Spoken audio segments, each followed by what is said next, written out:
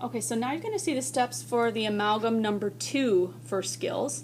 It's the same as 1, only we're going to use a matrix band. So that means we're going to do, say, a distal occlusal amalgam on the posterior teeth. So the first steps are the same. We're still going to use a mouth mirror, and you're going to give that to the dentist, and they're going to keep it in their hands. Then we'll use the Explorer. Again, that's to verify what tooth we're working on. And then we're going to use anesthetic.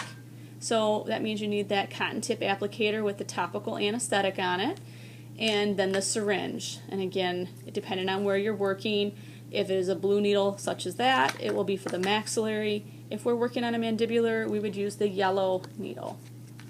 After the patient is numb, in about 10 or 15 minutes, we're going to use the high-speed handpiece, which puts the initial hole in the tooth, and then the slow-speed handpiece, which removes decay.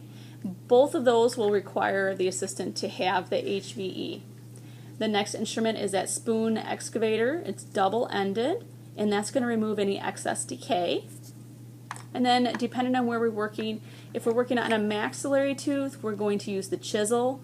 Just notice that that is straight, so we say chisel up. And if we're working on a mandibular, then it's a hatchet. Just notice it's bent different. So chisel up, hatchet down. Now we still want to prevent any sensitivity, so that means we're going to either use a varnish.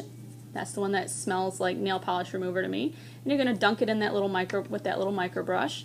Or we're going to do a liner or a base. If the filling is, or excuse me, if the decay is actually deeper, that's what we use.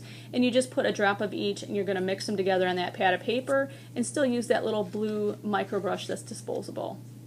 Now we're going to put on the matrix band.